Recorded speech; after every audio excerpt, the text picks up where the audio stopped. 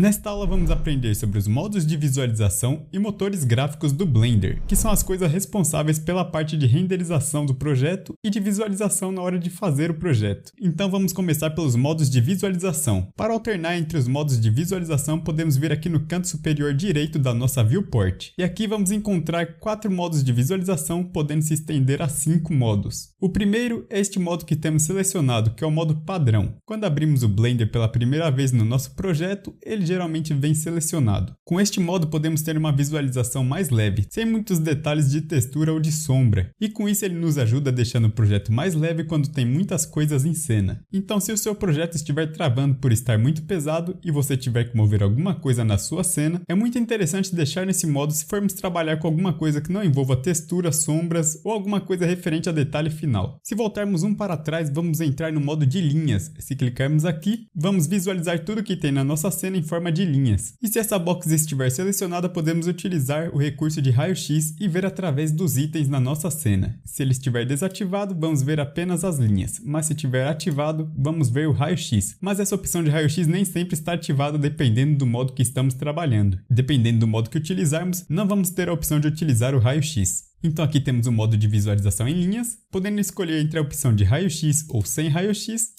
Aqui temos o modo padrão, onde podemos escolher também se queremos utilizar o raio-x ou não e ver através dos nossos itens, mas com um modo de visualização que não tem informações de texturas ou de sombras muito bem definidas. E nessa outra opção de visualização, já podemos contar com texturas e sombras mais definidas, mas nada muito exorbitante, então não vamos ter um peso muito significativo na nossa renderização neste modo aqui. Já neste primeiro modo, que é o modo mais pesado, é o modo do resultado final, onde vamos conseguir visualizar o nosso projeto o mais próximo do resultado final. Então, se clicarmos aqui, vamos ter o resultado mais próximo da renderização final do nosso projeto. Então essa primeira opção conta com texturas e sombras avançadas, mas também é a mais pesada, dependendo do tamanho do projeto, isso daqui pode pesar muito na hora de visualizar. E podemos perceber que entre essas duas opções não temos a opção de utilizar o raio-x. Se clicarmos nessa setinha na lateral, vamos abrir uma janela de configurações para as configurações de visualização. Como esta daqui é a que está selecionada, se clicarmos aqui, vamos abrir as configurações apenas dessa bolinha de configuração.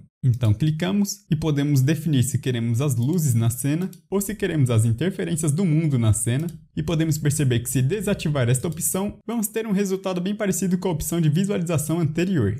E se desativarmos as duas, não vemos diferença alguma entre uma e outra. Mas também podemos fazer isso nessa outra opção, ativando as duas e fazendo com que ela pareça com a primeira opção, que é o render final. Podemos ver que ela está bem mais realista do que o render final agora, porque o render final está desativado nessas duas opções. Então vamos ativar as duas e agora não tem diferença entre uma e outra.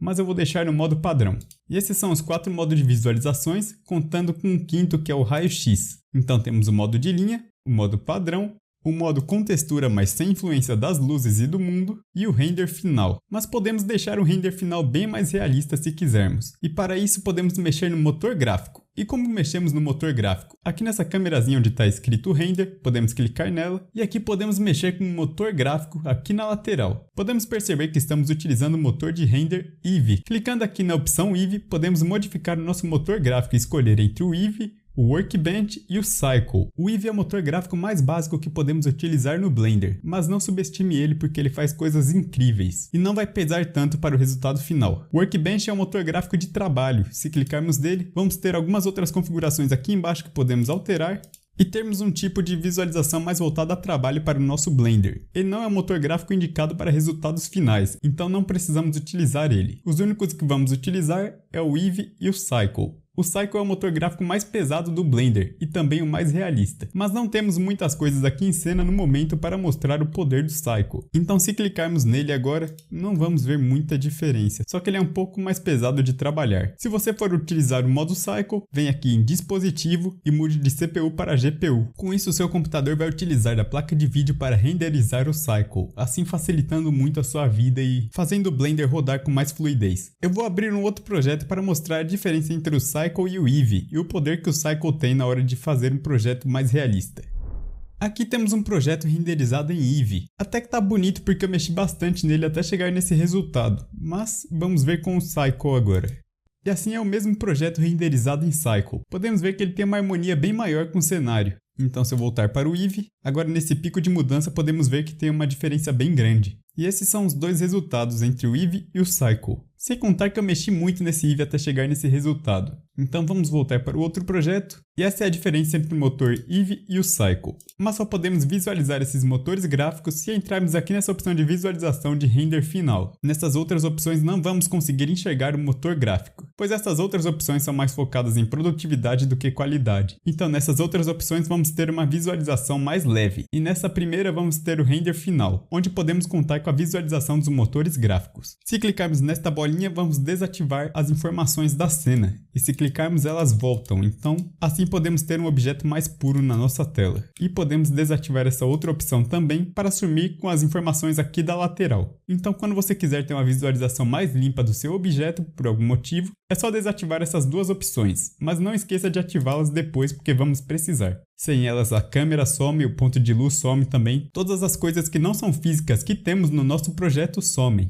E essa foi a nossa aula de modos de visualização e motores gráficos. Até a próxima!